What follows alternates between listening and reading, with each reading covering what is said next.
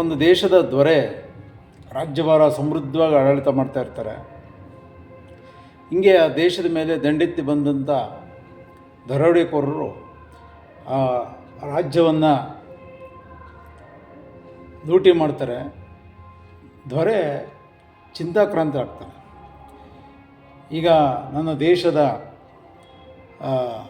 ಸ್ಥಿತಿಗೆ ಏನು ಮಾಡಬೇಕು ಅಂತ ಯೋಚನೆ ಮಾಡ್ತಾ ಇರ್ತಾನೆ. ಈಗ ಮತ್ತೆ ಆ ದೇಶನ ಸುಸ್ಥಿತಿಗೆ ತರಬೇಕು, ಪ್ರಜೆಗಳನ್ನು ಕಾಪಾಡಬೇಕು ಅಂತ ಯೋಚನೆ ಮಾಡ್ಕೊಂಡು ಕೂತ್ಕೊಂಡಿರ್ತಾನೆ. ಆ ಸಂದರ್ಭದಲ್ಲಿ ಕುದುರೆ ಏರಿ ಒಂದು ಕಾಡು ಕಡೆ ಹೋಗ್ತಾನೆ. ಒಬ್ಬನೇ ಬಂಟಿಯಾಗಿ ಹೋಗ್ತಾನೆ. ಒಂದು ಕಾಡಲ್ಲಿ ಒಂದು ಬಂಡೆ ಇರುತ್ತೆ. ಆ ಬಂಡೆ ಮೇಲೆ ಏಕಾಂತವಾಗಿ ಕೂತ್ಕೊಂಡು ಯೋಚನೆ ಮಾಡ್ತಾ ಇರ್ತಾನೆ. ಈಗ ದೇಶದ ಜನರನ್ನು ಕಾಪಾಡಬೇಕು, ಇಲ್ಲ ದೇಶವನ್ನು ತೊರಿಬೇಕು, ಈ ಥರ ಯೋಚನೆಯನ್ನು ಮಾಡ್ತಾ ಇರಬೇಕಾದ್ರೆ ಕಾಡಿನ ಮಧ್ಯೆ ಕುಂತ್ಕೊಂಡು ಯೋಚನೆ ಮಾಡ್ತಾ ಇರ್ತಾನೆ. ಅಲ್ಲಿ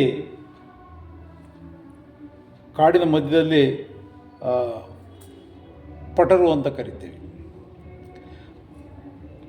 ಆ ಪಟರ್ನಲ್ಲಿ ಒಂದು ಜೇಡ ಬಲೆ ಕಟ್ತಾ ಇರುತ್ತೆ. ಒಂದು ಜೇಡ ಬಲೆ ಕಟ್ಟಬೇಕಾದ್ರೆ ಸರ್ಕಲ್ ಫಾರ್ಮಲ್ಲಿ ಮತ್ತು ಒಂದು ಜಿಯೋಮೆಟ್ರಿಕಲ್ ಫಿಗರ್ ಯಾವ ಥರ ಇರುತ್ತೆ, ಸರ್ಕಲ್ ಫಾರ್ಮಲ್ಲಿ ಕಟ್ತಾ ಇರುತ್ತೆ. ಒಂಥರ ಸರ್ಕಲ್ ಫಾರಮ್ ಮತ್ತು ಡಯಾಗನಲ್ ಫಾರಮ್ ಮತ್ತು ಯಾವ ಫಾರಮ್ ಸೈಂಟಿಫಿಕಲ್ ಕಟ್ತಾ ಇರುತ್ತೆ. ಅದು ಆ ಟೆಕ್ನಾಲಜಿನೇ ಇವತ್ತು ನಾವೇನು ಬಟ್ಟೆಗಳನ್ನು ನೇಯ್ಗೆ ಮಾಡ್ತೀವಿ, ಆ ಜೇಡ ಅಂತಕ್ಕಂಥದ್ದು ಒಂದು ಟೆಕ್ನಾಲಜಿನ ಯೂಸ್ ಮಾಡ್ಕೊಂಡು ಇವತ್ತು ನಾವು ಮಗ್ಗಗಳನ್ನು ನೋಡಿರ್ತೀರಿ. ಅಲ್ಲಿ ಯಾವ ಥರ ಬಟ್ಟೆನ ತಯಾರು ಮಾಡ್ತಾರೆ. ಜೇಡನೇ ಆ ಒಂದು ಬಲೆಯನ್ನು ಕಟ್ಟೋದು ನೋಡಿದಾಗ ಗೊತ್ತಾಗತ್ತೆ. ಆ ಜೇಡ ಬಲೆಯನ್ನು ಕಟ್ಟಬೇಕಾದ್ರೆ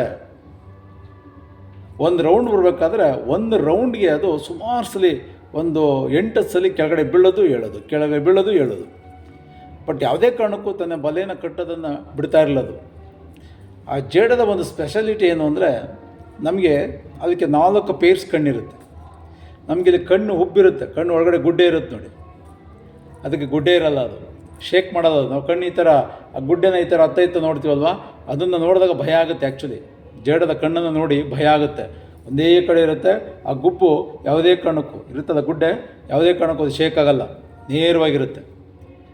ಅಷ್ಟು ಸೂಕ್ಷ್ಮವಾಗಿರುತ್ತೆ ಜೇಡನ ಕಣ್ಣುಗಳು. 4 ಪೇರ್ಸ್ ಇರುತ್ತೆ.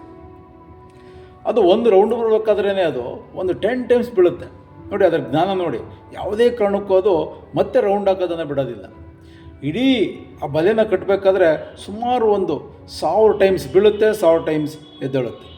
ಯಾವುದೇ ಕಾರಣಕ್ಕೂ ಬಲೆ ಕಟ್ಟೋದನ್ನು ಅದು ನಿಲ್ಲಿಸೋದಿಲ್ಲ. ಅವಾಗ ಯೋಚನೆ ಮಾಡ್ತಾನೆ, ಒಂದು ಜೇಡ ಒಂದು ಬಲೆಯನ್ನು ಕಟ್ಟಬೇಕಾದ್ರೆ ಎಷ್ಟೊಂದು ಬಾರಿ ಬೀಳುತ್ತೆ, ಎಷ್ಟೊಂದು ಬಾರಿ ಏಳುತ್ತೆ, ಆದರೂ ಬಲೆ ಕಟ್ಟೋದನ್ನು ನಿಲ್ಲಿಸಲ್ಲ. ಆ ಜೇಡಕ್ಕೆ ಆ ಜ್ಞಾನ ಇರಬೇಕಾದ್ರೆ ನಾವು ಮನುಷ್ಯರು, ಅತಿ ಬುದ್ಧಿವಂತ ಮನುಷ್ಯ, ಒಂದು ದೇಶನ ಕಟ್ಟೋದಕ್ಕೆ ಹೆದರ್ಕೊಬೇಕಾ ಅಂತೇಳ್ಬಿಟ್ಟು ವಾಪಸ್ ಬಂದು ಧೈರ್ಯ ತಗೊಂತಾನೆ, ಛಲ ಮಾಡ್ತಾನೆ, ಮತ್ತು ಆ ದೇಶನ ಕಟ್ಟಿ ಸುಸ್ಥಿತಿಗೆ ತರ್ತಾನೆ. ಅಂದರೆ ಒಬ್ಬ ಮನುಷ್ಯ ಒಂದು ಜೇಡವನ್ನು ನೋಡಿ ಅದರಲ್ಲಿರ್ತಕ್ಕಂಥ ಜ್ಞಾನವನ್ನು ಸಂಪಾದನೆ ಮಾಡಿ ನಾವು ಎಚ್ಚೆತ್ಕೊಳ್ತಕ್ಕಂಥ ಎಷ್ಟೋ ಉದಾಹರಣೆಗಳಿದ್ದಾವೆ. ಅದೇ ಥರ ಸ್ಟೂಡೆಂಟ್ಸ್ ಆಗಿರ್ಬೋದು, ಮನುಷ್ಯ ಆಗಿರ್ಬೋದು, ಜೀವನದಲ್ಲಿ ಏಳು ಬೀಳು ಸಹಜ. ಬಿದ್ದಾಗ ಯಾವುದೇ ಕಾರಣಕ್ಕೂ ಹೆದರಬಾರ್ದು. ಮುಂದಕ್ಕತಕ್ಕಂಥ ಒಂದು ಧೈರ್ಯ, ಛಲ ಬರಬೇಕು. ಒಂದು ಜೇಡದಿಂದ ಕಲಿತಿರ್ತಕ್ಕಂಥ ಒಂದು ನೀತಿ ಇದು.